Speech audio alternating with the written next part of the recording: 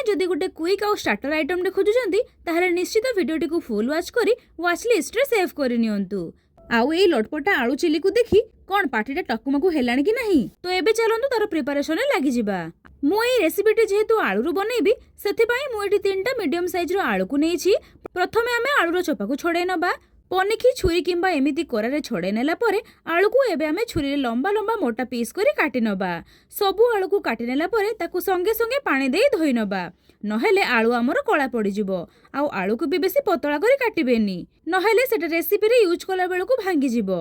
आउ ता सह एठी नेइछि मु किछि कटा रसुण, छोट छोट कटा अदा, अल्प केतोटी कंचा लंका आउ बड़ बड़ पाखुड़ा रे पियाज को काटी नेला परे आहुरी मध्ये मु एठी फाळे कैप्सिकम आउ बिलाती रे ऊपर पोर्शन को सरू सरू करी काटी रेडी करी देइछि एई रेसिपीटी बनेबा पई। वर्तमान आमे चुली रे कढ़ा को बसैला परे सेथिरे दबा 2 ରୁ 3 ग्लास पानी आउ पानी रे लुण देई ताको गरम करिबा।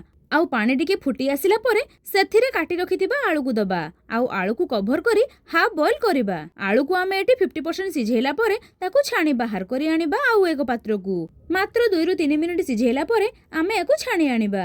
एबे कढ़ारे तेल देई ताको गरम करेबा आउ एपटे सिझा आलू रे देबा 2 ରୁ 3 चमच कॉर्नफ्लोर आउ ताको हल्का हाथ रे टिके गोळे नबा।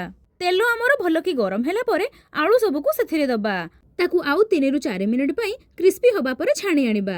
जेहेतु आलू को आमे प्रथमे रो ही हाफ बॉईल करि नेइथिले तेणु आलू हमर एटी छाणी हेबा पई आदो बेसी टाइम लागिबोनी। आलू को तेल रो छाणी आनला परे कढ़ारे आवश्यक अनुसार तेल रखी सेथिरे दबा किछि गोटा जीरा आउ जीरा फुटी गला परे छोट छोट कटा रसुण आउ अदा को देई ताकू अल्प टिके भाजी नबा। एबे राग अनुसार कंचा लंका को सेथिरु दबा, पियाज को भी सेथिरे देई टिके एपट सेपट कला परे कैप्सिकम को भी सेथिरे देई से सब को टिके ट्रांसपेरेंट होबा जाय भाजी नबा। ता ऊपर टिके गोलमरिच पाउडर को देई गोळे नेला परे स्वाद अनुसार लुण को सेथिरे दबा जहा द्वारा पियाज कैप्सिकम हमर जल्दी भाजी हेई जिवो। शेषरे बिलाती को देई टिके भाजी नेला परे फ्राइड आलू को सेथिरे देई से सब को भलो के मिक्स करि दबा। एबे गोटे गिनारे गोटे चमच सोया सॉस, 2 चमच टमाटो सॉस आउ गोटे चमच चिली सॉस को देई भलो रे गोळे नियंतु आउ से मिश्रण को नहीं फ्राए हेतिबा आलू ऊपर देई भलो के तळ ऊपर करी मिक्स करि नियंतु।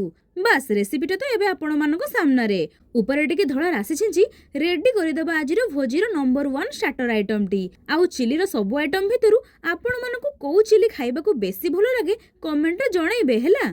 मु तो प्लेट धरी चलेली याकू एंजॉय करिया पई। आउ आपण माने भी मोर छोटिया रिक्वेस्ट रखिया को जाई चैनल को सब्सक्राइब कर देबे हैला। एबे मु रहिली सांग माने आमे पुणी देखाबा आ गोटे सुंदर दमदारिया रेसिपी सह। धन्यवाद।